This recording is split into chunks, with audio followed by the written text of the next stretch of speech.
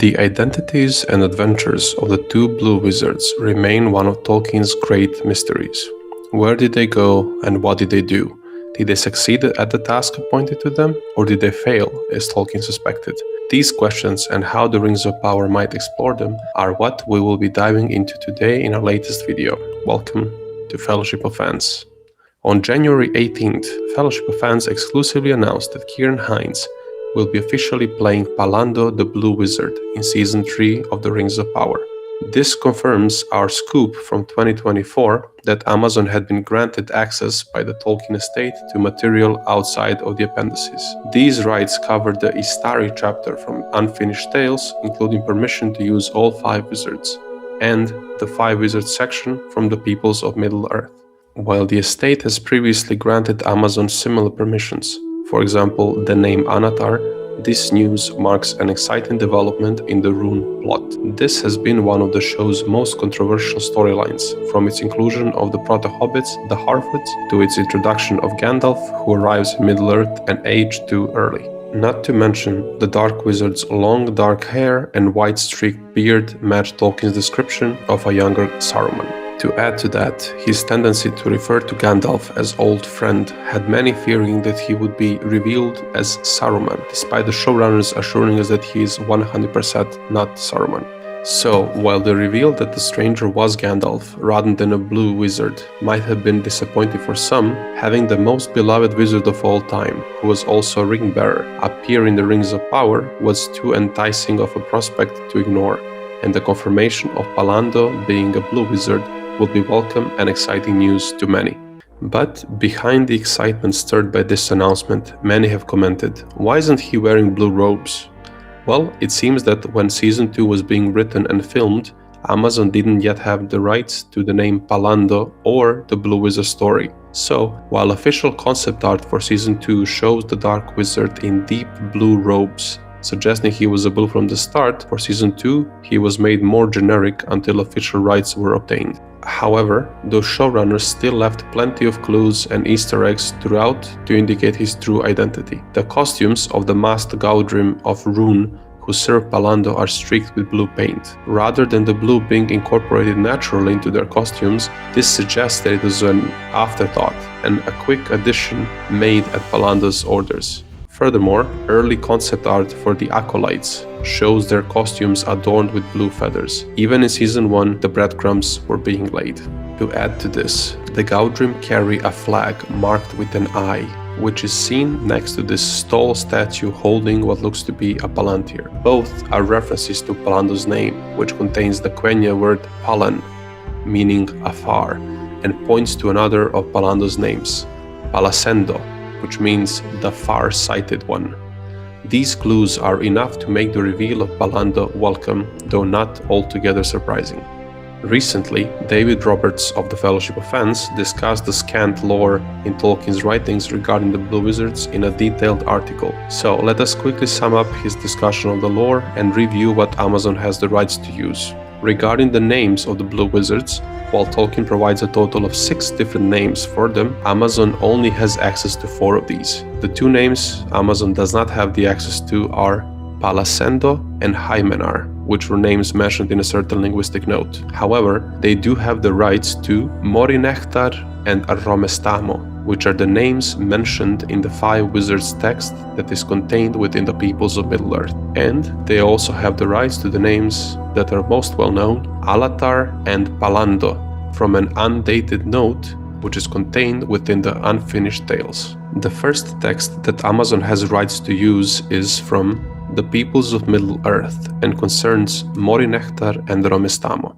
The other 2 came much earlier, at the same time probably as Glorfindel, when matters became very dangerous in the Second Age. Glorfindel was sent to aid Elrond and was, though not yet said, preeminent in the war in Eriador. But the other 2 Istari were sent for a different purpose. Morinechtar and Romestamo, Darkness Slayer and East Helper. Their task was to circumvent Sauron, to bring help to the few tribes of men that had rebelled from Melkor worship, to stir up rebellion, and after his first fall, to search out his hiding, in which they failed, and to cause dissension and disarray among the Dark East. They must have had a very great influence on the history of the Second Age and the Third Age, in weakening and disarraying the forces of East, who would both in the Second Age and the Third Age otherwise have outnumbered the West.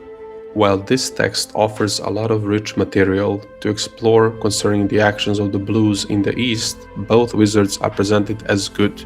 While they are unable to locate Sauron, Tolkien says that they kept Sauron from uniting the peoples of the East to fight for him in the War of the Ring. This is at odds with what is said in The Lord of the Rings though, as most of the peoples of the East do all fight for Sauron in the Third Age. So it makes sense that Amazon would look to the second text contained within the Unfinished Tales. Alatar took Pallando as a friend, and later in the text, quoting from Tolkien's letter 211, I think they went as emissaries to distant regions, east and south, far out of Númenórean range, missionaries to enemy-occupied lands, as it were. What success they had, I do not know, but I fear that they failed, as Saruman did, though doubtless in different ways, and I suspect they were founders or beginners of secret cults and magic traditions that outlasted the fall of Sauron. There is an interesting note in The Rings of Power Season 2 that the Dark Wizard says to Gandalf, "But you were the one who convinced me to leave the uttermost west for this world, because you knew none of us could ever hope to defeat Sauron alone," says Pallando to Gandalf in Season 2, echoing the Unfinished Tales and suggesting he wishes to ally with him, provided that Gandalf supported his agenda. But from what we have seen of Pallando so far, he has already succeeded in establishing a cult, with Season 1's dweller, ascetic and nomad among his acolytes. He also seems to have subjugated and cursed the people of Rhûn, which suggests they set up the story in which two wizards oppose each other, rather than successfully joining forces to unite the East against Sauron. Though Pallando does say to Gandalf, "Walk with me, and in time we'll both be his successors," Gandalf allying with someone who seeks to replace Sauron was never going to be. With that being said, there are several options for where they can take this storyline. In the text from the Unfinished Lands, Pallando is paired with Alatar, who volunteered to go to Middle-earth and brought Pallando along as his friend.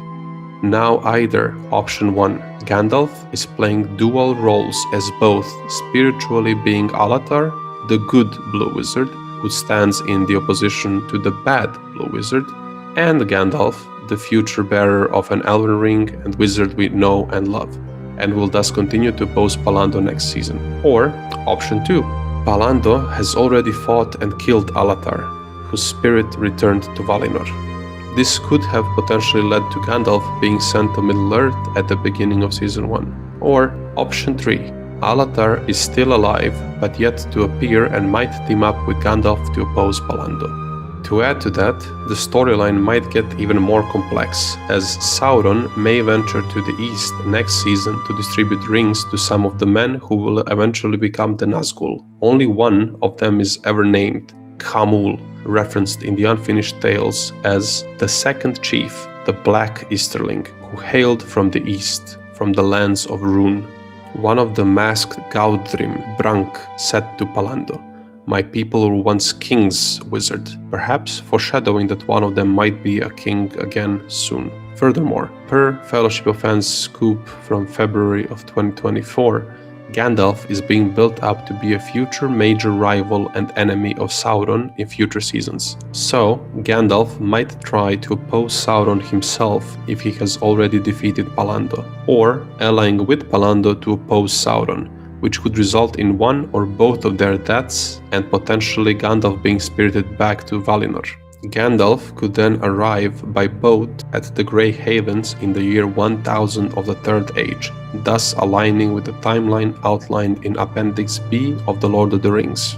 Additionally, Appendix B of The Lord of the Rings says that when the Istari arrived in the Third Age, they came out of the far west and were messengers sent to contest the power of Sauron and to unite all those who had the will to resist him, but they were forbidden to match his power with power or to seek to dominate elves or men by force or fear. We know that Amazon has been granted access to use all 5 wizards, so Alatar could potentially still appear in Season 3, but in a show that already faces criticism of having too many plotlines and too little screen time, it seems more likely that either Pallando has already killed Alatar or Alatar's character will be effectively merged with Gandalf.